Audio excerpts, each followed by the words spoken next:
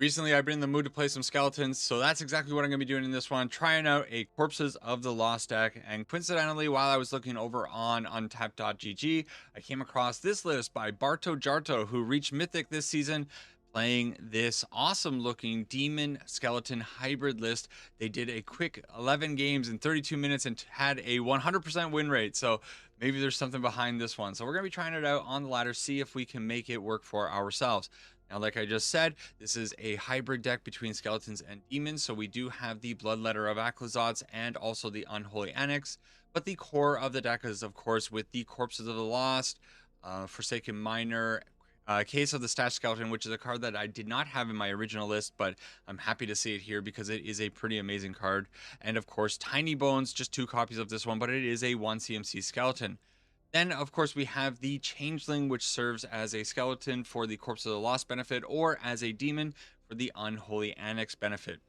Then the rest of the deck is made up of removal. We got Requiting Hex, Nowhere to Run, Shoot the Sheriff, and Strategic Betrayal. All very powerful removal spells. So we are looking to find some opponents that are playing some creatures and then take those out and just run over the opponent with our aggression. And then hopefully we get some cool stuff with Bloodletter Aclazotz. But we'll also be able to grind out some of those longer matches thanks to Unholy Annex just being on the field, constantly draining our opponent down. In the lands, 2 copies of Soulstone Sanctuary, and that is it.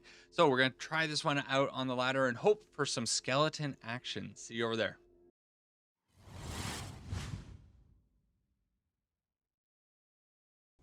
Right, playing some skeletons early in the morning. Always happy to see, well, okay, Unholy Annex, Bloodletter of Aclazotz, a different thing. Unfortunately, we found 2 of our non-black sources, so that's going to mean that the Bloodletter of Aclazotz is going to be a little bit tricky. But with the Unholy Annex, I think we'll be okay to, find a third mana source, a third black source, and hopefully make something happen. Possible that there you go. It's possible that we are against a very grindy matchup. The Momo Flyer Azorius list, let's see some blue mana, tends to grind games down. They put out a nice wide board of 2 and 3 toughness creatures. There is the Starfield Shepherd. What are they going to go get? Are they just going to go get a Plains? Were they struggling on mana a little bit over there? Oh, they went and grabbed the Pixies, so probably they're going to throw down a Plains and bring back the Shepherd here. So we'll get hit for 3 in the air by the Momo. Not a big deal because what we get to do is throw out this Mischievous Sneakling on their end step and then also drop this Unholy Annex on the next turn. And hopefully that'll find us the answers that we need. I would love to put down the Requiting Hex, take out the Momo, but I think taking this whole turn off just to do that when we could be slamming down an Unholy Annex, draining the opponent for a little bit, it's just a little bit too good, right? Now, Bloodletter of Aclazotz is going to be somewhat tricky for the opponent to remove because they might only have Seam Rips or Sheltered by Ghost. I believe they probably do have the Sheltered by Ghost. But outside of that, they might not have a good way of dealing with this. So it's possible that once this Bloodletter hits the field, we might be able to keep it there for a little while. And so this Momo deck is just like so many actions per turn. Why do I have to sit here? Action. Okay, when I said that I wanted to find another black source, I didn't mean like I wanted to find all the black sources deck. Just chill for a little bit. Just slow your roll and give me something playable. For the love of God, please give me something playable. Okay, Quantum Riddler. They're going to do the old bouncy thing on the Quantum Riddler, maybe? Now, they are down to 12. This Unholy Annex is going to keep draining them. We do have the option to maybe make a 6/6 demon, but it's a little bit vulnerable to, of course, their Seam Rips. Thankfully, they didn't bounce the Quantum Riddler. So they do get in, though, on us. Can't challenge Momo. Momo's huge. Huge Momo. And we grab... Okay, a Shoot the Sheriff is actually not that bad. So what we're going to do is we're going to take this moment to smoke the Momo. And then I think we'll also fire off this Strategic Betrayal, which they're almost certainly going to be sacrificing the Nurturing Pixie. And then we'll hold up the Shoot the Sheriff to hit whatever. Okay. So we're on try to stay alive plan. We drained them down to 8. Corpse of the Lost could be okay in the future. The problem is that they're probably going to have pretty good blockers for these skeletons. I think this matchup a little bit iffy for the ground units. Oh, sorry, I was mistaken. We are double draining them because of the Bloodletter of Aclazotz. I was not thinking about that, but yeah, every time we're draining for 4 a turn. So as long as we stay alive, we probably want to hit one of these Sage of the Skies with the Shoot the Sheriff. And they're going to plop down this Momo probably, which means that they might have to throw it in front of the Corpse of the Lost. Here comes the team. I'm pretty safe doing this. Do I want to hit the Sage of the Skies with the Shoot the Sheriff? That was originally my plan because it's them gaining a lot of life, and I kind of want to work on the drain them down plan. This also helps my life total stay nice and healthy. And what's the follow-up? Gran and Momo? Pretty sure we're going to be slamming with corpses. We also get to get in with the Bloodletter of Aclazotz this turn. They'll have to throw the Nurturing Pixie or the Momo in front of it. Probably Pixie. A whole lot less. Oh.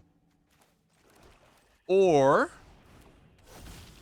you draw a second Bloodletter of Aclazotz and dome the opponent for 8. Oh, it feels so dirty. What an awesome skeletons list we're playing here today.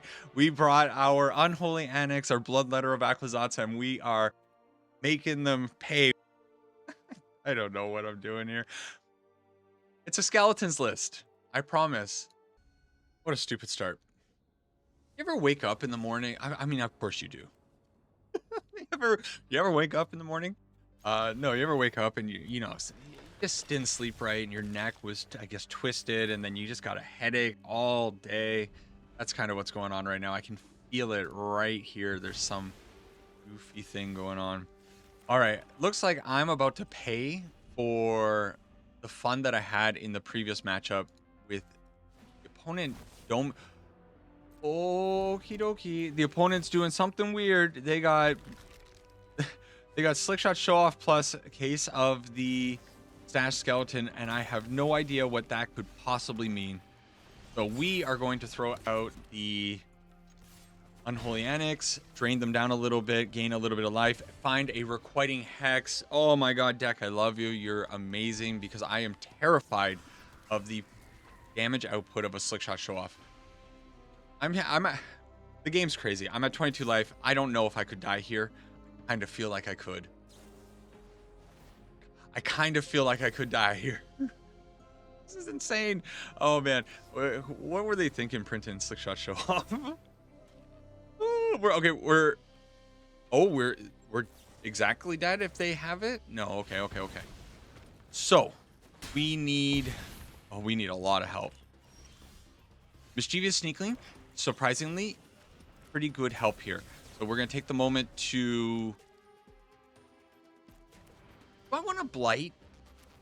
You know what? I think I do. I almost never blight, but I think I would rather have 2 life than a Mischievous Sneakling at a 2/2, simply because its job is to drain the opponent, and we need to make sure that we stay somewhat healthy here. Now this is coming in. This has Menace. I can't do anything about that. And they use a Burst Lightning on the Mischievous Sneakling, which is not a big deal because we have the Bloodletter of Aclazotz as a follow-up. That was a mouthful. Okay. Should I have put... Maybe I should have just put out the Demon, actually. Use my mana more efficiently. That's okay. We want to super drain them. And so next turn, if they don't kill us... Huh. I'm not blocking here, right? They do not have 7 points of damage with 1 land, 2 maybe lands. They don't. What a tight game. Skeletons. Is this a skeletons list? We're gonna see some skeletons very soon. I promise it. We're gonna see turn 1 Tiny Bones. Not quite. We're still gonna keep it. We have our removal. We have our Unholy Annex. One of the best cards in the game. Man, I really want to. Hey, who showed up? A skeleton. I really want to pick up some of these in paper. I think I want to pick up... I don't know. Is this... What do you think? Is Unholy Annex actually a good card in EDH? I don't know. Look at this. 2 unblockable or can't block creatures. What a derpy moment this is. Let's just get the Unholy Annex deal going. We're going to lose a little life here. It's fine, though. We're going to draw into, hopefully, a demon soon enough. Or next turn we'll go nowhere to run Strategic Betrayal. Oh, my gosh. Our removal lines up so well against the opponent. And then what we're going to do is probably make the 6/6 demon on the following turn. Strategic Betrayal, if you're unfamiliar, this thing, target opponent exiles a creature, and then they exile their graveyard. This is really good against the Unstoppable Slasher, which comes back after it dies, but because it gets exiled with the Strategic Betrayal, it's just gone forever. Fantastic situation for us. Okay, deck. If you could, I would much appreciate a demon, or just, you know what, a non-land. Okie doke. Since... No, let's go with the big demon. We'll go with the big demon this time around. It's going to be just a lot of damage on the following turn. Hopefully we can make something happen with that. If they use their turn now to make a demon, we win. And this technically will be a skeleton win because the Forsaken Miner has technically done damage. It won't be as much damage as the demons will have done. Man, maybe demons are just a better thing. The skeletons are just hanging out. They're the support crew. They're like, yeah, you can do it. Woo. All right, there's the 5th mana source. Crack the ritual chamber, my friend. Oh, my goodness. You can make a demon. You'll drain us down to 14. You'll go up to 12. We definitely don't have a Strategic Betrayal. Burdock Core. A little bit harder for us to deal with. Unstoppable Slasher, not so hard for us to deal with. Okay. I don't have the mana to do Strategic Betrayal and load up this thing. So we're draining. We have 6 in the air, 2 over here. They're down to 4. We can't really kill them with the Soulstone Sanctuary. So it's just Strategic Betrayal. Get rid of the Unstoppable Slasher one more time. What an all-star removal piece that is. It lined up so well against what the opponent was doing. And that's 3 in a row. So the creator of this deck went 11-0 in 32 minutes. And it seems like we're kind of on pace to do a similar thing. Again, good opening hand. We actually have skeletons this time. Unholy Annex showing up every single time. And there is our 4th mana source. We would like to see a Bloodletter, maybe. We can curve out 1, 2, 3, 4 with the Bloodletter at the top end. That would be absolutely fantastic.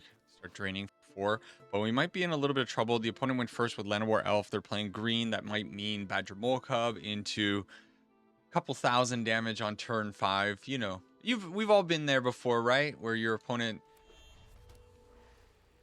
Yeah. Lambs down 2 or 3 Badger Mole Cubs and just change things together.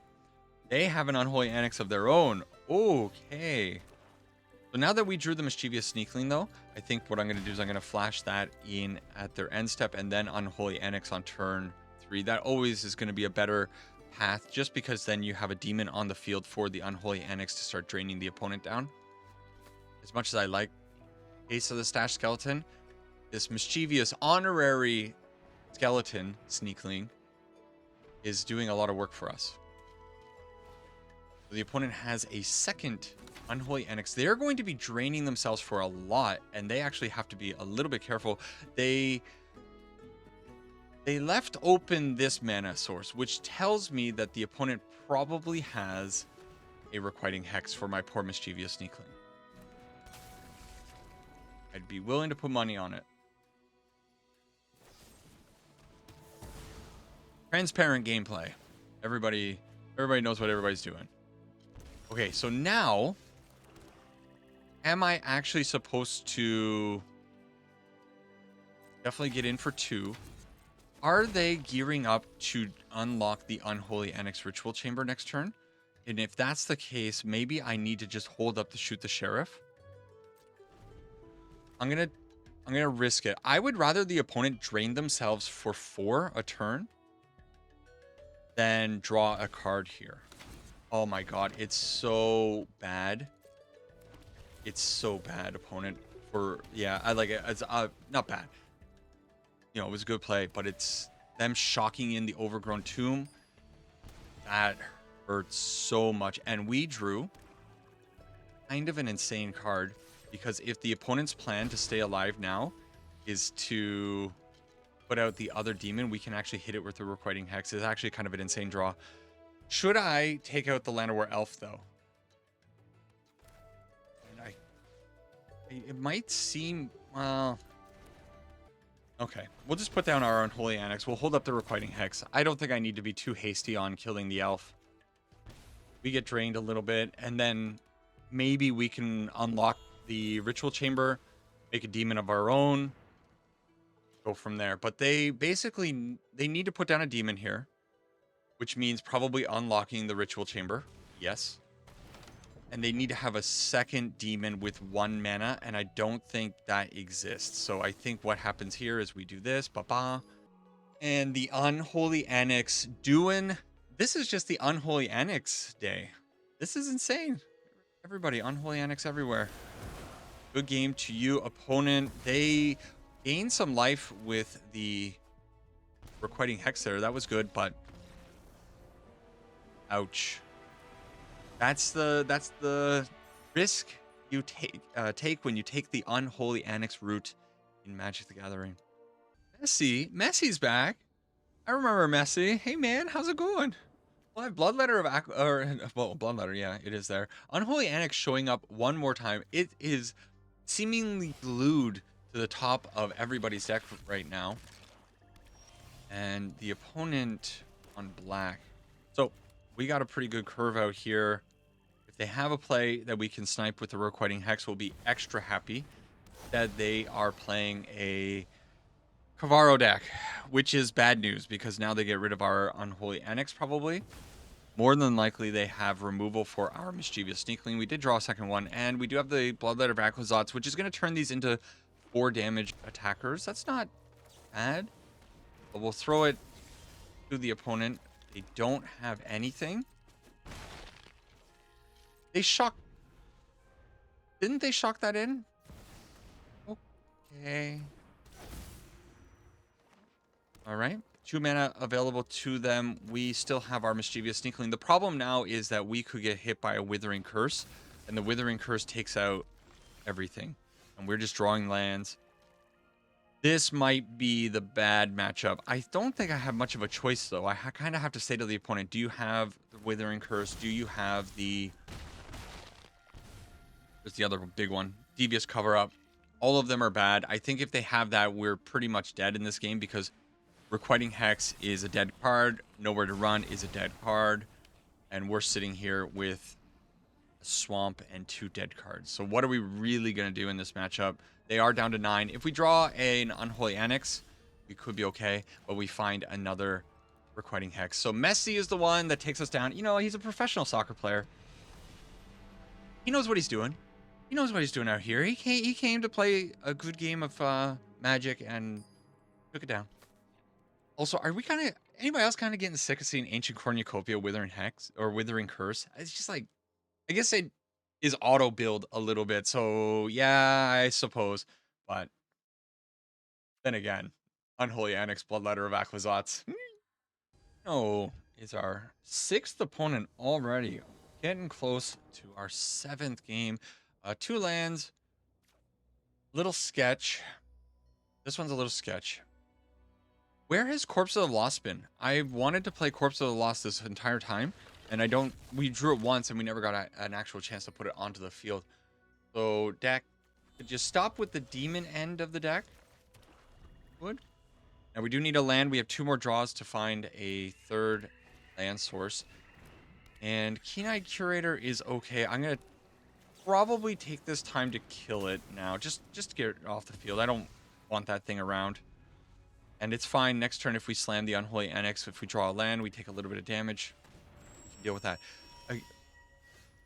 Bad draws, bad draws. And Unholy Annex gameplay from the opponent one more time. Why? Why is this a thing? Okay, they're just earthbending the Blooming Marsh. Yep, get in for 2. I'm not going to do anything about that. I am just going to put out a Mischievous Sneakling and pray that we hit the 3rd land. Bad news. Bad news. All right. So this one, last game was a tough one. We obviously went up against a bad matchup, and now the deck, just not functioning, which is fine. You know, it's good that I'm showcasing the entire spectrum of what you are to expect when you are playing a Magic the Gathering deck.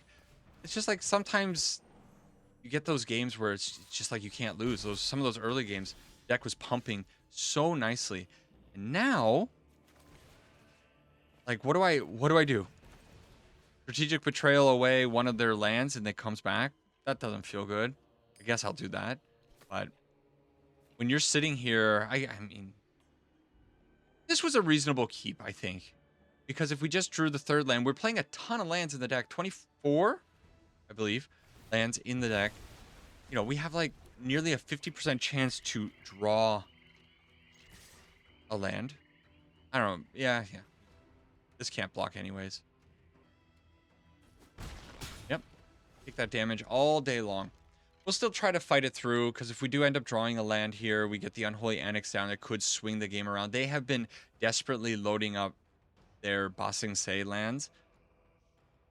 You know, maybe that's good news for us. That's actually not the worst thing. I would kind of rather have a black source here, because we are sitting on, you know, Bloodletter of Aclazotz. And if we did end up drawing the 2nd Soulstone Sanctuary, it would be a little bit awkward as far as like casting anything out. Sure. I really wonder what's in the opponent's hand that they are on the let's animate something with the Blooming Marsh plan. There's our land.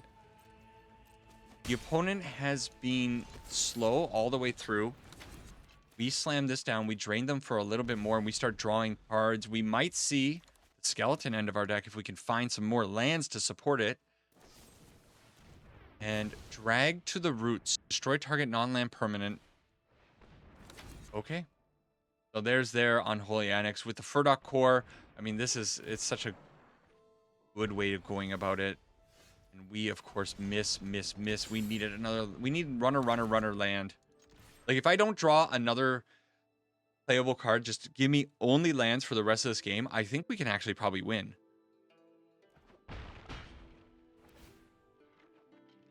Okay. Sure. Good news. They are going to drain us down a little bit here. Oh, I love this Restless Cottage. What cool art. They get the big demon, which is a problem because that's going to start hitting us for quite a bit of damage. But we are at 18. They don't attack us. That's the craziest thing, I think. So from here, you just slam Bloodletter, right? And you say, I hope that my drain is faster than your drain. They do have 1 mana available to them with the Furdock Core. So maybe they're holding a Requiting Hex.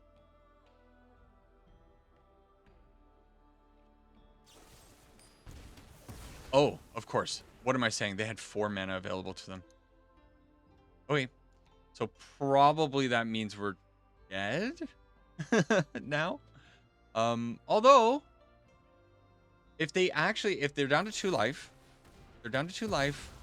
if they don't kill us on the next turn, which they have 10, 11, 12 points of damage. Still 12 points of damage. Right? 6, 7, 8, 9, 10, 11, 12. We might be able to sneak out a win here with the 2nd Bloodletter of Aclazotz because they're just going up to... Oh, the opponent, Super Gamer, making the food token, holding up the mana for the food token. Actually, the big brain play, right? Wow. Good on ya, opponent. We have double Bloodletter of Aclazotz, but there's nothing we can really do here. We're going to die pretty much to... we have to kill them on this turn. So the only hope that I really have is that I hit them with the Requiting Hex. Like this. Putting this on this, why not? No. Hang on. I think I almost made a mistake there. Okay. We saw the line. We saw the line. You see the line?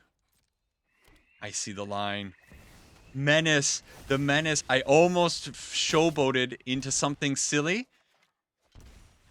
Just doing the blight for the fun of it, but then I realized, oh, it's got menace. It's got menace. Oh man, what a sneaky win there.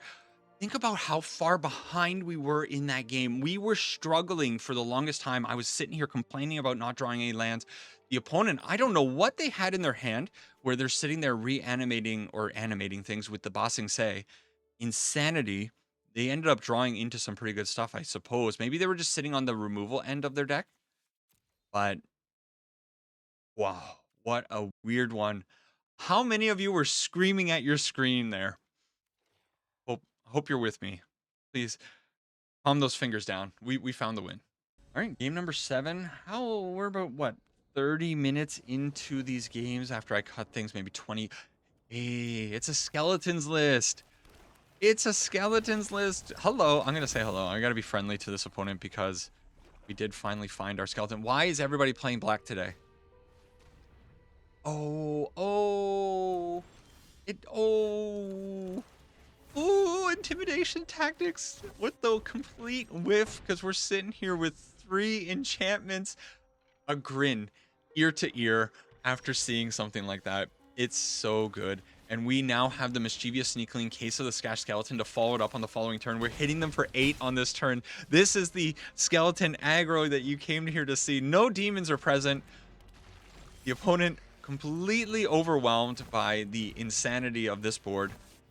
And that is a clean turn 4 kill. We got 12 damage, 11 damage coming in because they would block one of the 3s. Xaxes. See a game like that last one and you start to wonder, like, is this even the same deck? Did I swap out the deck?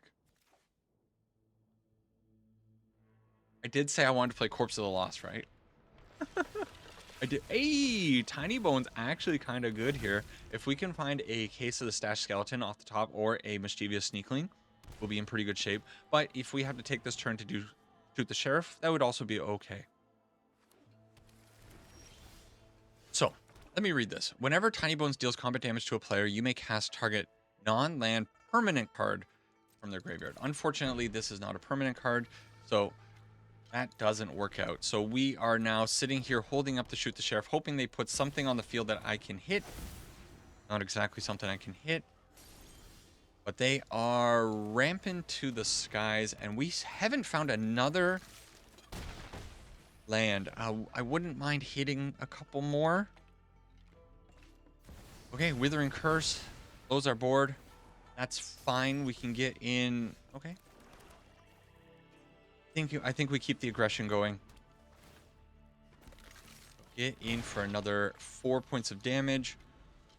And yeah, maybe Bloodletter is going to be hitting the field soon. If they... I don't know. What are they going to do here? I don't know what the opponent's really on. It's a Sultai list. Sultai lists are always weird.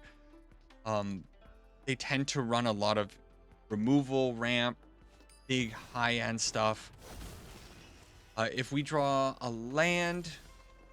No, of course. Land there was a win. Land there was, in fact, a win. Let's just use the strategic betrayal, I think. It's fine. So what I'm going to do is I'm going to get in for 4 points of damage here. Hold up the Shoot the Sheriff to take out this Overlord of the Hauntwood, probably at their end step. And hope that something comes from that. We are going to maybe have 2 4 damage attackers going in on the opponent. The negate. Pretty good. I think I gotta go with the Corpse of the Lost and hope they don't have another negate. But this could be a case of the opponent just stabilizing. 3 steps ahead, draw 2 cards. Yeah, it's bad. So we can't attack in. The good news is we do get to return 1 Corpse of the Lost. I think it's just 1. We don't have the mana to support 2 of them. I don't know. I think it's fine to just bring back 1. They don't attack. We find our land, which is okay. So do I slam the Unholy Annex, try to get some card advantage going? Or do I just try to go for the win? I mean, they have all their mana untapped. There's no way they're not just sitting on something big.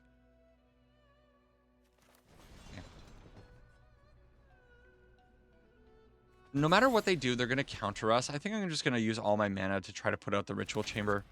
Okay, that's on the field now. That's good news. I can maybe unlock it in the future. They now have to deal with this 6/6. Maybe. But when your opponent is upwards of, getting close to 10 mana, you kind of have to imagine that you're in trouble. They can't really attack here. Man, Day of Black Sun is such a good card against us. Mischievous Sneakling is not bad. So I could put a Corpses of the Lost plus Mischievous Sneakling. That gives me 2 attackers, but then I'm throwing 1 away into the Hauntwood. I kind of think I just want to put out the Bloodletter of Aclazotz, see if I can get it to resolve. And then if they don't have an immediate answer for it, they don't die this turn because we don't have the Unholy Annex unlocked anyways. But they will have to deal with it. Erode? Okay. We do need lands. And because I am now up to 6 lands... Did I miss the end step? When does this come back? At the beginning of your end step. We're in the end step, unfortunately. So we did miss the opportunity to bring back the Corpse of the Lost. The opponent wisely holding that up until that last moment. Avatar. Okay. They are down to 2 cards. We do have 2 attackers in hand.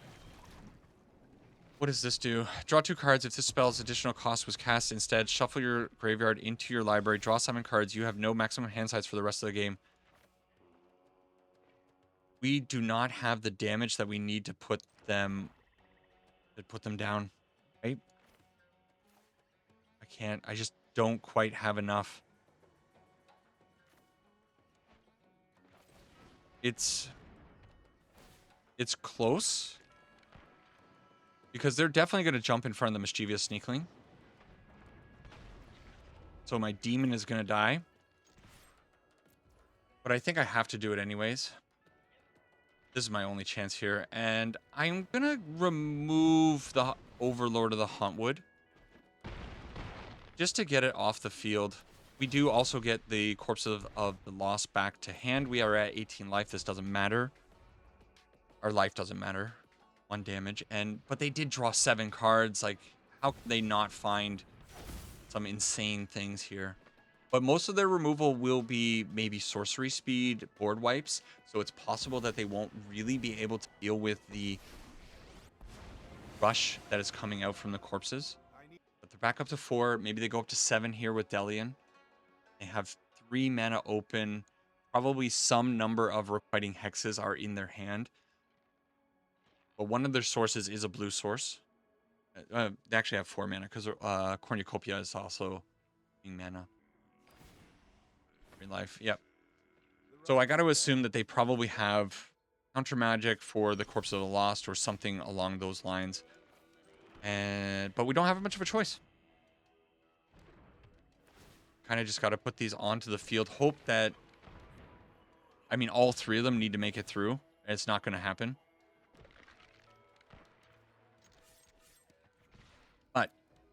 Sometimes dreams happen. You got 12 damage coming at you, opponent. What are you doing? Oh, not all of them have to go through. What am I saying? Only... Now all 3 of them have to go through. What? I did not think that one was going to work out that way. Is this real? Is this real? What did you have, opponent? Yeah, I don't know. Withering Curse, Cornucopia again. Fun. I don't know. Games number 9 and 10 to come. We are pumping along very nicely. We got our Fairy Skeleton package online right now. We are against Auras. Auras might actually give us a little bit of trouble if we're not able to find the removal part of our deck. Obviously, if we start drawing into Shoot the Sheriff, and that will be okay. But right now, we kept an opening hand that was certainly not the end of the hand that we need. That being said, Unholy Annex gains us a little bit of life, keeps us a little bit healthy, although they're going to be slamming us so hard soon. And it is also going to be drawing us some cards.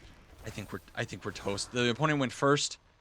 We didn't have any removal. Like, do I have to throw the Mischievous Sneakling underneath this 3/2, or is it better just to drain a little bit of life here? I think I have to do this. I don't know. No. But we're gonna go Unholy Annex, draw card. It's more removal. It's good removal. Not removal. More demons. And it is a good demon. But when we're getting double strike, we're probably just dead here, actually, right? They have ethereal armor. We're dead. Seam rip. We're dead. No, not quite dead yet. They need one more. Hey, opponent GG. Good on you. Yeah. What are you gonna do? At least it was like 2 minutes. Nice and quick. Wonderful experience. One more game coming up. All right, let's try to end strong against Owen. Hopefully we don't get run over. It seems to be what can happen. Yeah, sure. I mean, this is fantastic. Actually, this is kind of like the ideal hand that we want to be showcasing, because we kind of want to show the power of possibly throwing down Bloodletter of Aclazotz after throwing down a Corpses of the Lost. You would have been so good last turn. Where were you last turn? Dang. It's okay. It'll be a good follow-up, maybe. I feel like this Mischievous Sneakling is probably going to get hit by a Burst Lightning.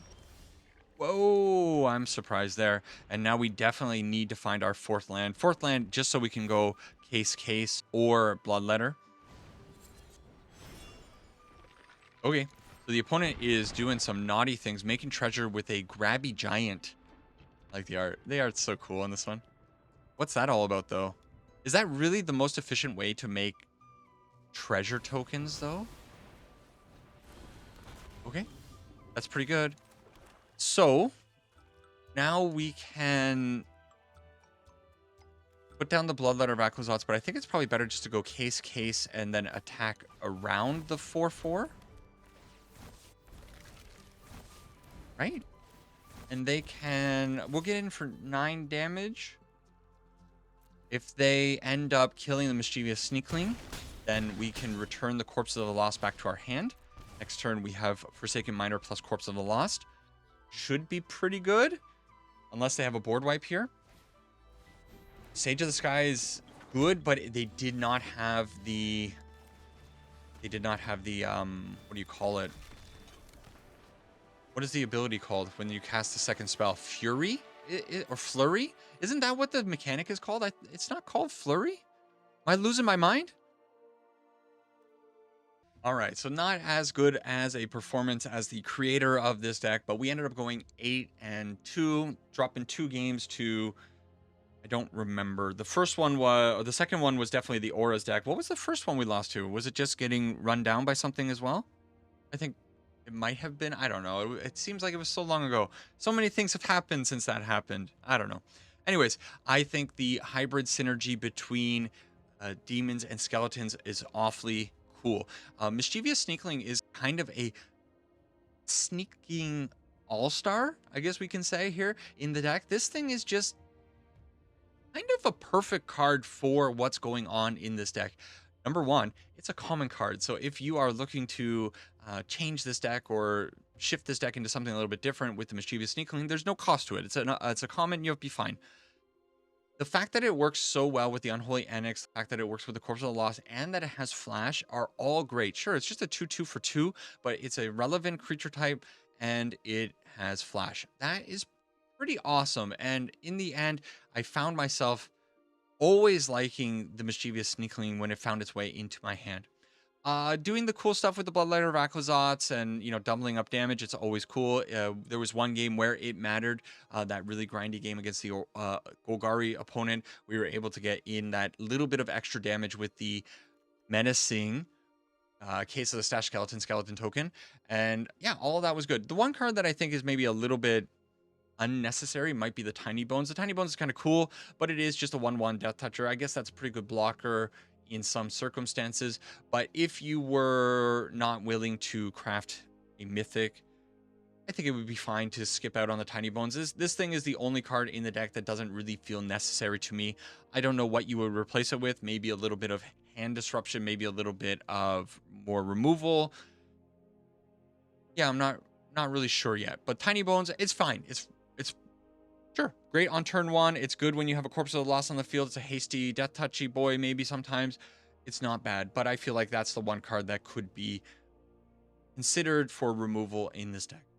Overall, that is the deck, I guess. Let me know what you think about this one. Let me know if there's any changes that you would make and what you think about Demons, Corpse of the Lost. Are you sick and tired of seeing Bloodletter, Aclazotz, and Unholy Annex, just like I'm sick of seeing Withering Curse and Cornucopia, or any other number of commonly seen things?